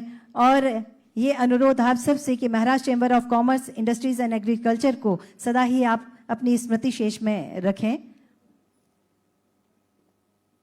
और हम करतल ध्वनि के साथ अभिनंदन करेंगे। श्री दिलीप गुप्ता जी, उपाध्यक्ष श्री कांतिलाल चोपड़ा जी, आप दोनों से अनुरोध है कि आगे आए। कौशल, रोजगार और उद्योग मंत्री महाराष्ट्र राज्य से आदरणीय श्री मंगल प्रभात लोढ़ा जी के कर कमलों में हमारा स्मृति चिन्ह भेंट करें। ये गौरव के क्षण हैं, ये गरिमा के क्षण हैं जब हम उस ओर बढ़ रहे हैं जहां पर हम हमारे जीवन में कुछ लोगों को सुनना चाहते हैं और सुनने के लिए कई बार टीवी पर रिपीट करके उन भाषणों को सुनते हैं। आज वो अवसर हमें मिलने वाला है। स्वागत है आदरणीय श्री मंगल प्रभात लोढ़ा जी, हमें स्मृति में रखिएगा, ये आशा अपेक्षा हम आपसे करते हैं। अब एक अनुरोध, माननीय श्री अमित भाई शाह, केंद्रीय गृह मंत्री महाराष्ट्र राज्य से हमारे बीच में हमारे कुछ पूर्व अध्यक्ष और चीफ पैट्रॉन हैं, हम आपके हाथों से उनके लिए आशीर्वाद स्वरूप यह सम्मान देना चाहते हैं। मैं अनुरोध करूंगी अध्यक्ष, पूर्व अध्यक्ष आशीष पेंड्रेकर जी से, श्री आशीष पेंड्रेकर जी से अनुरोध है समक्ष आए। और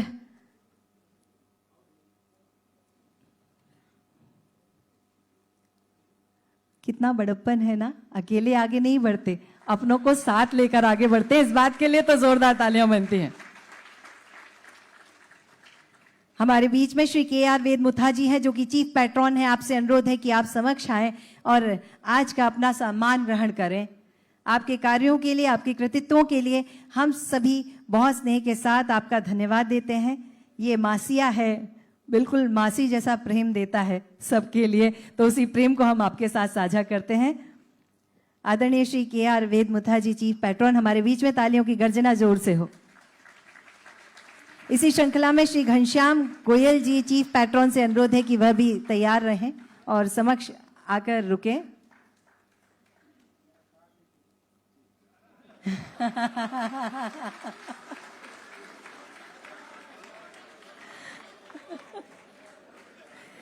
श्री घनश्याम गोयल जी, चीफ पैट्रॉन से अनुरोध है कि वो मंच पर समक्ष आए और सम्मान ग्रहण करें और हम तालियों की गर्जना के साथ उनका स्वागत करें। इसी श्रृंखला में श्री भरत गांधी जी से अनुरोध है कि वो तैयार रहें।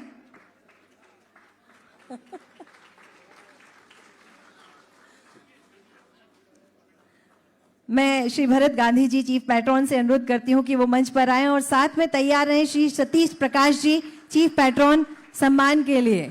और उसके साथ एकमात्र महिला श्रीमती मनीषा चोपड़ा जी से भी मैं अनुरोध करूंगी वो तैयार रहें। जी, श्री सतीश पारख जी मंच पर आते हुए और हम उनका बहुत सम्मान के साथ स्वागत करते हैं। महिलाएं अष्टभुजाधारी होती हैं और उसी अष्टभुजाधारी को मैं मंच से आमंत्रित कर रही हूं जो साथ में घर भी संभालती हैं, बच्चे भी संभालती हैं और व्यापार भी संभालती हैं। इसीलिए मैं पूरे गर्व के साथ पूरी महिला जाति की तरफ से श्रीमती मनीषा चोपड़ा जी का चीफ पैट्रॉन के रूप में मंच से सम्मान करती हूं। तालियां हम जोर से बजाएंगे इनके लिए। बहुत धन्यवाद आप सभी का। और मैं समय नहीं लूंगी, बस इतना कहूंगी, जिसने बचपन से ही शास्त्रों को पढ़ा है, भारतीय मूल परंपरा के ग्रंथों को पढ़ा है, इतिहास ग्रंथों को पढ़ा है, व्याकरण को पढ़ा है, उनके भाषणों में देशभक्ति और ये उच्चारण होगा। एक बार जोरदार तालियों से स्वागत कीजिएगा हमारे गृह मंत्री आदरणीय श्री अमित शाह जी का। जय वंदे।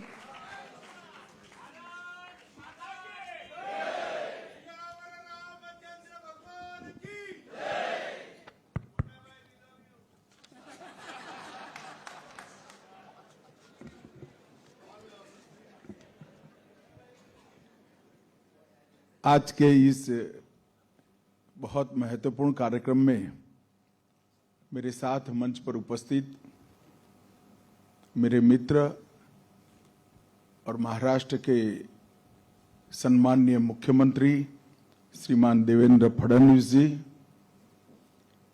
महाराष्ट्र के उप मुख्यमंत्री और जिन्होंने शिवसेना कौन सी असली है इसका परिचय सबको करा दिया है। ऐसे श्री एकनाथ शिंदे जी, मेरे साथी मंत्री मुरलीधर मोहोल जी, महाराष्ट्र विधानसभा के अध्यक्ष श्रीमान राहुल नार्वेकर जी, उद्योग मंत्री श्री उदय सामंत जी, श्री आशीष शेलार, सांस्कृतिक मंत्री महाराष्ट्र, मंगल प्रताप लोढ़ा जी, कौशल विकास और रोजगार मंत्री, और आज जिनके निमंत्रण पर मैं आया हूं और जिनकी अध्यक्षता में ये कार्यक्रम हो रहा है, ऐसे श्री ललित गांधी जी और उनकी टीम को मैं बहुत बहुत बधाई देना चाहता हूं। मित्रों, आज एक प्रकार से जब ललित जी ने मुझे निमंत्रण दिया और फिर मेरी ऑफिस ने चैम्बर का परिचय मांगा संस्था से, और तब मुझे मालूम पड़ा कि सेठ वालचंद जी ने बनाई हुई संस्था है। बाकी कुछ पढ़े बगैर मैंने यहां आने के लिए हाँ बोल दिया।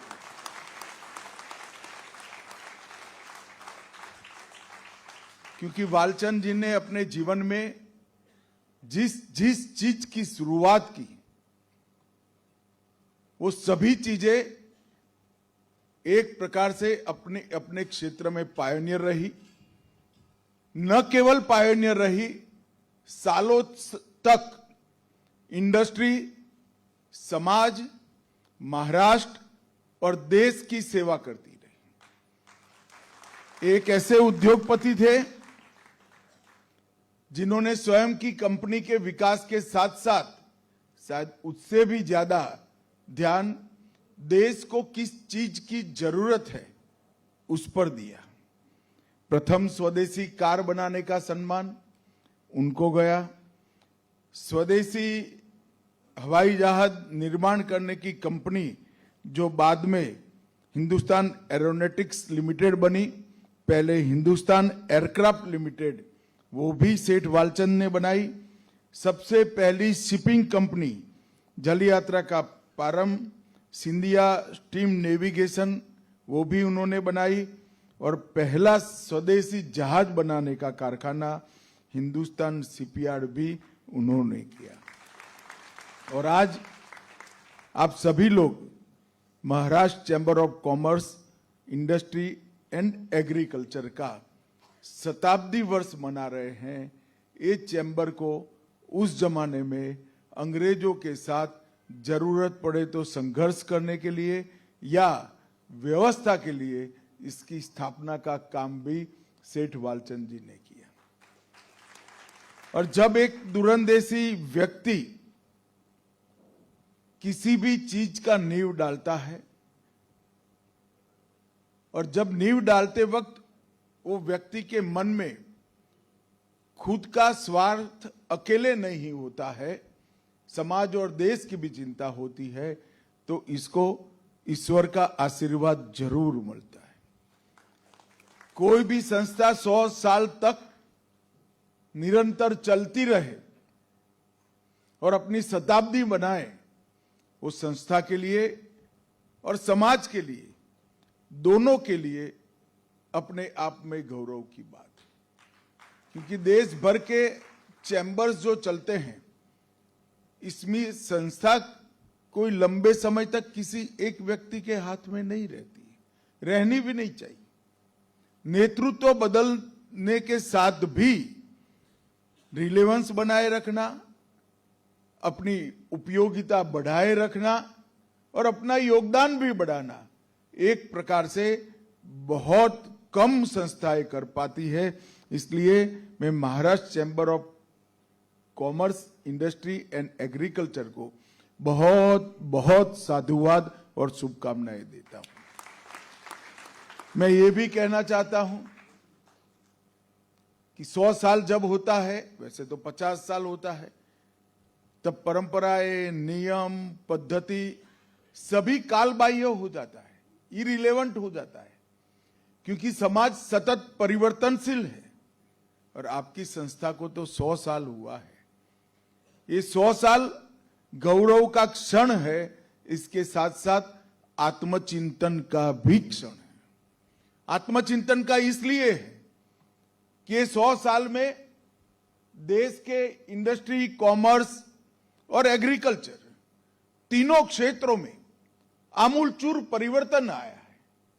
देश की सरकारों के गवर्नेंस में भी आमूलचूल परिवर्तन आया है, चाहे राज्य सरकार हो चाहे भारत सरकार हो, और देश के नीति निर्माण की प्रक्रिया में भी आमूलचूल परिवर्तन आया। एक जमाने में चैम्बर को अपने देश के अंदर और ज्यादा से ज्यादा 1-2 देशों के साथ व्यापार को ध्यान में रखकर चर्चा करनी पड़ती थी।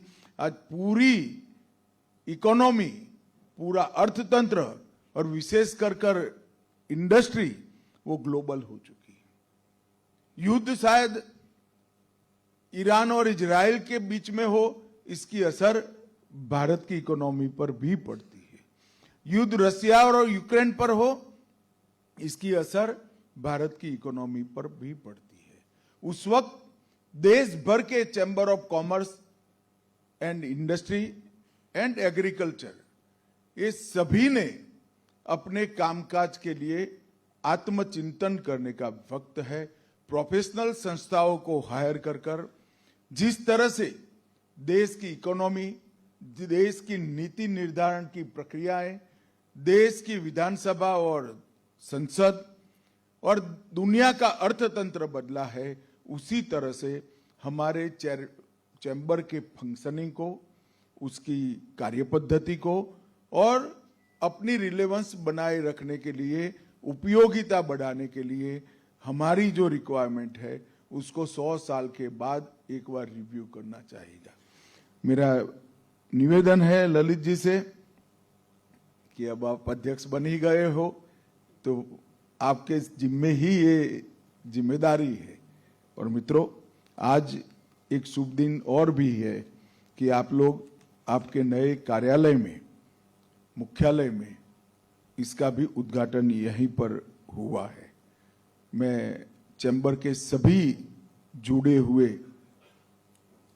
संस्थाओं को, मेंबर्स को और चैम्बर को स्वयं बहुत बहुत शुभकामनाएं देता हूं कि आप आगे आने वाले 100 साल में आपका योगदान इतना ही बढ़ाते रखिए और आगे बढ़िए। देश की पराधीनता के वक्त 1927 में चैम्बर की स्थापना हुई और आज देश दुनिया का 4थे नंबर का अर्थतंत्र बन गया है, तब आपका शताब्दी वर्ष है। ये चैम्बर ने इतना बड़ा परिवर्तन का काल देखा है कि हम हमारे फैसले खुद नहीं करते थे, किसी और देश की संसद के बनाए हुए कानूनों पर हम निर्भर थे। उस जमाने से लेकर आज दुनिया का 4था अर्थतंत्र बने हैं और 6ठे से 5वें आने की प्रक्रिया में जिन्होंने हम पर राज किया वो इंग्लैंड, 200 साल जिन्होंने राज किया, इसको पीछे छोड़कर आज हमारा भारत आगे निकला। और ये पूरी प्रक्रिया के एक प्रकार से आप साक्षी हो। फिक्की के स्थापक सदस्य के रूप में भी आपको हमेशा याद किया जाता है। ढेर सारी चीजें मैंने ध्यान से पढ़ा, महाराष्ट्र के विकास में हर चीज है, इसमें चैम्बर ने कभी ना कभी किसी को पत्र लिखा है। आज मुझे भी एक पकड़ा दिया है, मगर फाइल की शुरुआत तो ऐसे ही होती है भाई, निर्णय चाहे कोई भी करो।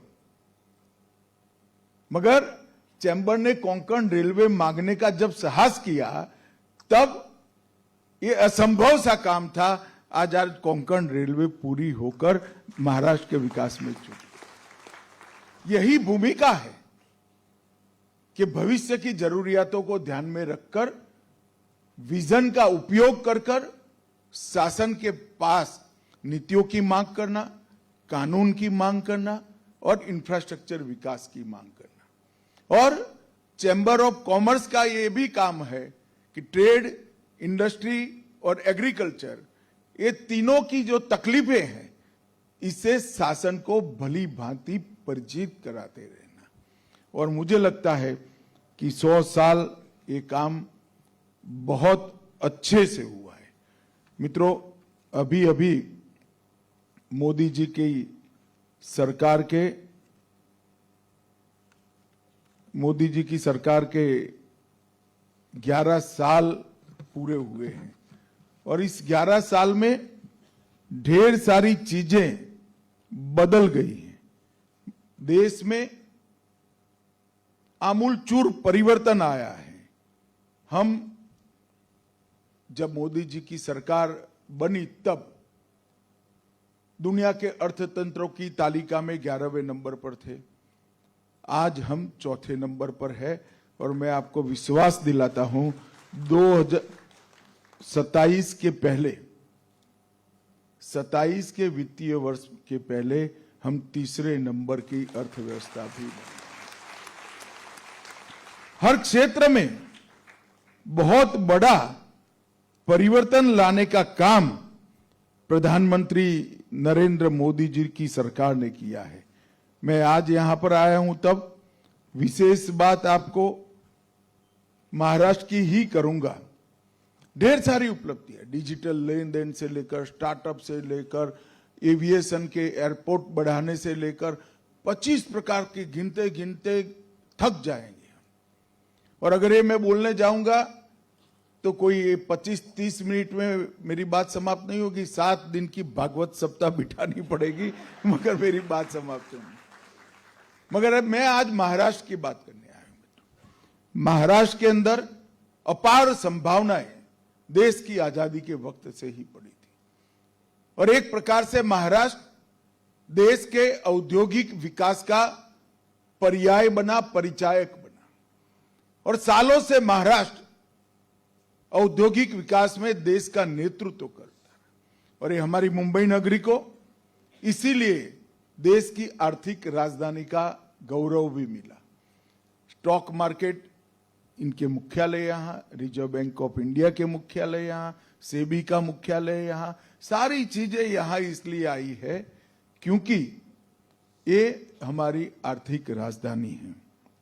और महाराष्ट्र ने भी देश के विकास में अपना योगदान करने में कोई कसर नहीं छोड़ी। बीच में एक थोड़ा कालखंड आ गया। मैं कोई पॉलिटिकल बात करना नहीं चाहता मगर देवेंद्र जी और एकनाथ जी दोनों बैठे हैं। देवेंद्र जी का पहला कार्यकाल, एकनाथ जी और देवेंद्र जी का संयुक्त कार्यकाल और देवेंद्र जी का ये लगभग समाप्त होने वाला 1 साल, ये मिलाते हैं तो महाराष्ट्र को एक नए सिरे से, नई ऊर्जा के साथ, नए दृष्टिकोण के साथ, दूरदर्शिता के साथ डेवलप करने का काम किया। आज देश की सबसे बड़ी इकोनॉमी महाराष्ट्र की है। सबसे अधिक एफडीआई महाराष्ट्र में आता है और इनफ्लो में 39% हिस्सा महाराष्ट्र का है। सबसे ज्यादा विदेशी पर्यटक महाराष्ट्र में आते हैं। सबसे ज्यादा स्टार्टअप महाराष्ट्र में है और देश के स्टार्टअप में महाराष्ट्र के स्टार्टअप का हिस्सा 25%, मतलब हर चौथा स्टार्टअप महाराष्ट्र का है। भारत का सबसे बड़ा बंदरगाह और एक प्रकार से कंटेनर डेपो की बात करें तो एशिया का सबसे बड़ा बंदरगाह अब वाधवान में महाराष्ट्र में बनने जा रहा है। सबसे ज्यादा, बहनें ज्यादा ताली बजाए जरा, सबसे ज्यादा इनकम टैक्स रिटर्न भरने वाली माताएं महाराष्ट्र में हैं। महाराष्ट्र बुलेट ट्रेन की योजना में आज लीडिंग स्टेट बन गया है। देश का सबसे बड़ा निर्यातक राज्यों में एक महाराष्ट्र है। औद्योगिक उत्पादन में महाराष्ट्र 15 साल से 1 से 3 में ही रहा है। और मुंबई, मैं जरूर कहना चाहूंगा मित्रों, मुंबई एक प्रकार से मेरे जैसे व्यक्ति को डर लगता था कि मुंबई का आने वाले दिनों में क्या होगा। बढ़ती जाती आबादी, पुराने जर्जर घर, झोपड़पट्टियों का अंबार और ट्रैफिक की समस्या का कोई रास्ता नहीं सूझता था। मैं मेरे साथी महाराष्ट्र के मुख्यमंत्री देवेंद्र जी को बहुत बहुत बधाई देना चाहता हूं। यहां देवेंद्र जी की पहली सरकार बनी, कुछ ही समय में ऊपर उस वक्त मोदी जी की सरकार बन चुकी थी और मुंबई के समस्याओं के समाधान के लिए शायद किस एक शहर की समस्याओं के समाधान के लिए 7 लाख करोड़ रुपए का इन्वेस्टमेंट मोदी जी के नेतृत्व में मुंबई शहर के लिए। मैं आज पूछना चाहता हूं, हमारी जो कामकाज के तरीके पर टीका और टिप्पणी करते हो, किस में विजन है? कितने साल आपके पास महाराष्ट्र रहा? क्या किया आपने? महाराष्ट्र छोड़िए, मुंबई की समस्या के लिए क्या किया? भाइयों बहनों, लगभग 337 किलोमीटर की 1.5 लाख करोड़ की मेट्रो सिर्फ मुंबई में आज बनने की शुरुआत हुई। Atal Setu 17,000 crore, coastal road 13,000 crore, Bandra Versova sea link 11,000 crore, Versova Virar sea link 55,000 crore, Virar Alibag multi modal corridor 60,000 crore, Sewri Worli elevated corridor 1294 crore, Thane coastal road 2535 crore, Sanjay Gandhi national park tunnel 16,000 crore, Urja Marg 3,000 crore, nano परियोजना, मुंबई इंटरनेशनल एयरपोर्ट नया जो बन रहा है 19,646 crore, western dedicated freight corridor 3,780 crore, Mumbai Ahmedabad high speed rail 1,08,000 crore, Vadhavan port 80,000 crore और पुनः विकास की योजनाएं 23,000 करोड़। मैं जो लोग सवाल उठाते हैं उनको पूछना चाहता हूं, पूछते हैं ना डबल इंजन की सरकार ने क्या किया, क्या किया, क्या किया। मैं उनको भी पूछना चाहता हूं, आपकी भी डबल इंजन की सरकार यहां रही 10 साल तक। ऊपर सोनिया मनमोहन की सरकार थी, शरद पवार जी इसमें मंत्री थे और यहां पर भी यूपीए की सरकार थी। अगर आप सब ये सब कर कर जाते थे तो देवेंद्र के करने के लिए कुछ ही न बचता, मगर आप मुंबई को भाग्य के भरोसे छोड़ दिए थे। बीच में एक थोड़ा व्यवधान आया 1-1.5 साल का, फिर एकनाथ जी मुख्यमंत्री बने तो भी डबल इंजन की सरकार रही और फिर देवेंद्र जी फिर से मुख्यमंत्री बने, एकनाथ जी भी साथ में है, फिर से डबल इंजन की सरकार बनी। ये डबल इंजन सरकारों ने मोदी जी के नेतृत्व में, देवेंद्र जी और एकनाथ जी के नेतृत्व में 7 लाख करोड़ से ज्यादा अधिक इन्वेस्टमेंट कर कर एक प्रकार से मुंबई को बचाने का काम किया। हम जब अटल सेतु पर से जाते हैं, मालूम नहीं है 17,000 करोड़ रुपया इस पर इन्वेस्ट हुआ है। कोस्टल रोड पे जाएंगे 13,000 करोड़ लग गया है। बांद्रा वर्सोवा सी लिंक 11,000 करोड़ रुपया लगा है और ये दूरदर्शिता के साथ सोचा गया है कि ये नहीं करेंगे तो क्या होगा। अब झोपड़पट्टी उन्मूलन की बात चल रही है, उसमें भी आरोप प्रत्यारोप, गाली गलौज। मैं उन सभी को पूछना चाहता हूं कि आपने आपके 10 साल में क्या किया। और मित्रों, इसी तरह से महाराष्ट्र के लिए मोदी जी की सरकार ने ढेर सारा काम किया।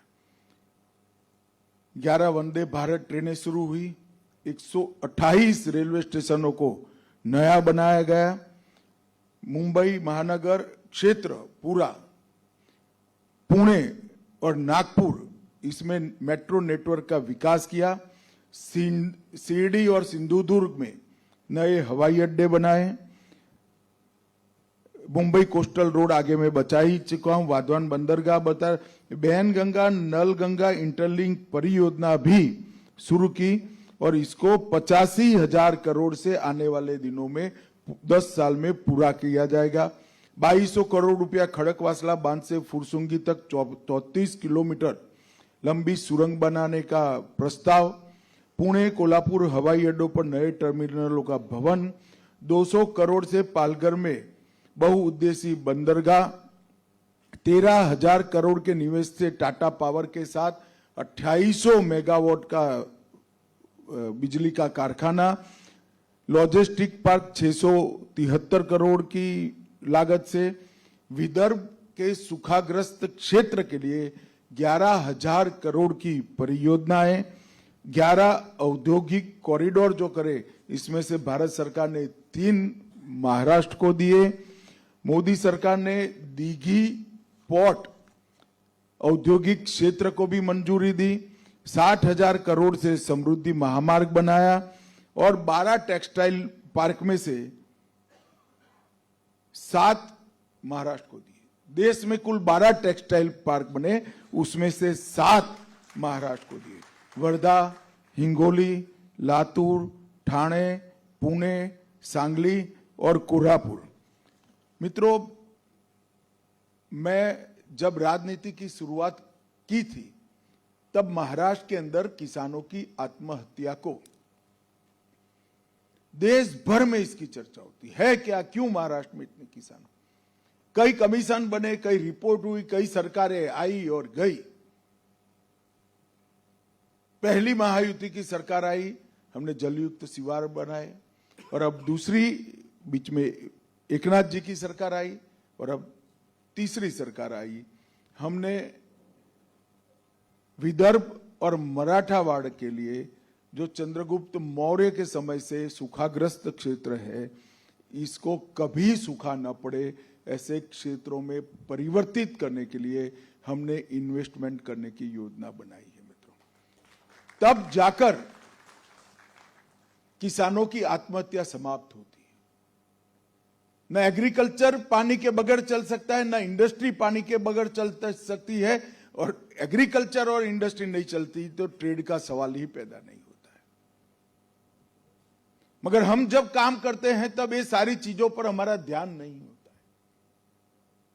ये तभी होता है जब समस्या के मूल में जाकर कोई चिंता करने वाला व्यक्ति होता है। देश भर में इस प्रकार से मैं देश के सभी राज्यों के लिए इस प्रकार का भाषण कर सकता हूं, तभी तो जाकर पूरा देश का इकोनॉमी 11 नंबर से 4थे नंबर पर आया है। देश भर में सिमेट्रिक विकास हुआ है। 1,51,000 करोड़ रुपया 2014 के बजट में इंफ्रास्ट्रक्चर के खर्च के लिए था, और आज वो बढ़कर 10,95,000 करोड़ हर साल किया। 8 लाख करोड़ का इंफ्रास्ट्रक्चर के खर्चे में वृद्धि, इसके सबसे बड़ा अगर फायदा है तो मेरे सामने बैठे हुए चैम्बर के और इंडस्ट्री के लोगों को है।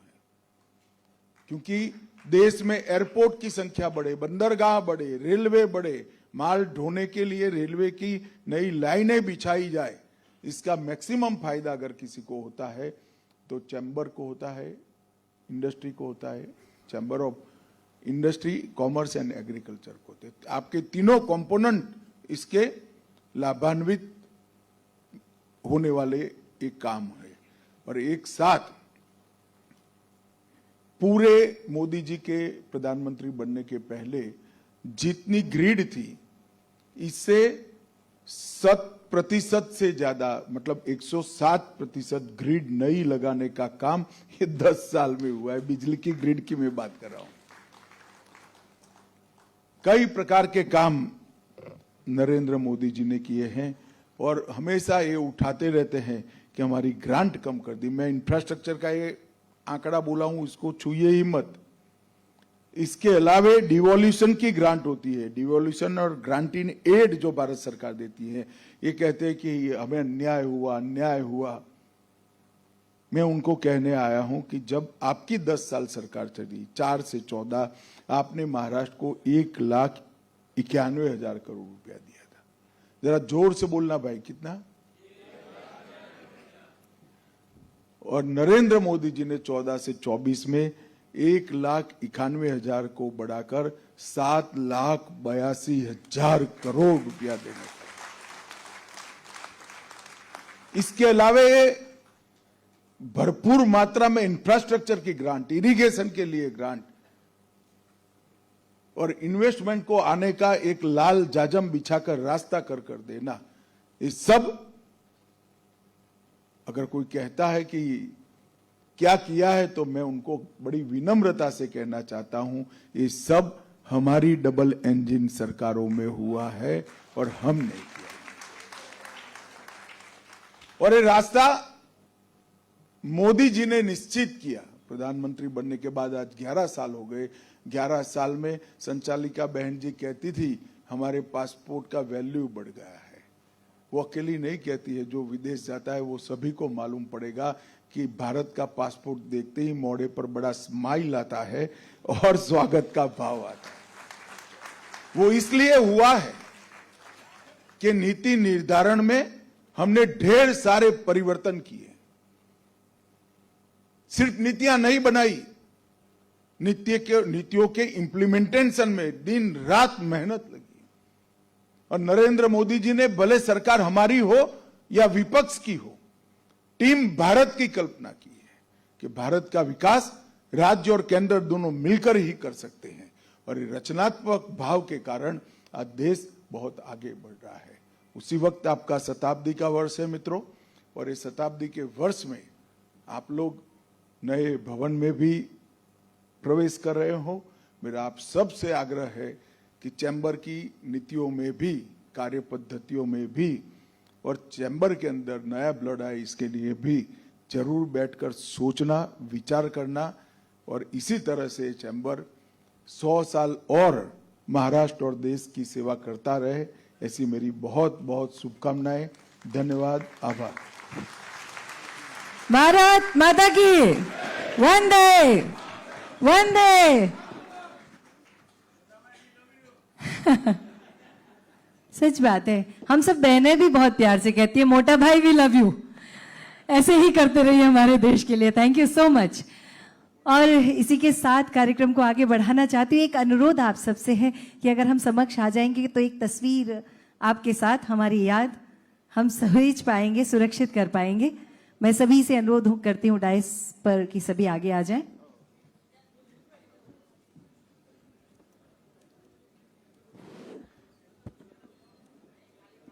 कहते हैं तस्वीरें बोलती हैं, और जब तस्वीरों में मुस्कुराहट होती है तो वो तस्वीरें सदा ही मुस्कुराहट ही तोलती हैं।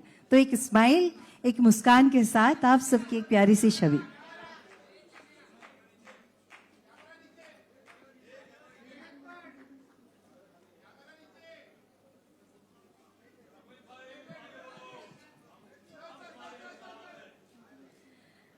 अंतिम कार्यक्रम के रूप में बस एक बात कहनी है कि तिरंगा यूं ही नहीं लहराता, उसके लहराने के लिए जल, थल, नभ की सेनाओं की सांसें लगती हैं। और हमारे जीवन के अगले कुछ सेकंड, केवल 52 सेकंड, हमारे उसी राष्ट्र के नाम, हमारे उसी तिरंगे के नाम और हमारे राष्ट्रगान के नाम। आप सबसे अनुरोध है, राष्ट्रगान को पूरे सम्मान के साथ हम सभी चलते हैं भारत देश के उस गान की तरफ। जनगण मन अधिनायक जय हे भारत भाग्य विधाता। पंजाब सिंध गुजरात मराठा द्राविड़ उत्कल बंगा। विंध्य हिमाचल यमुना गंगा उच्चल जलधि तरंगा। तव शुभ नामे जागे, तव शुभ आशीष मा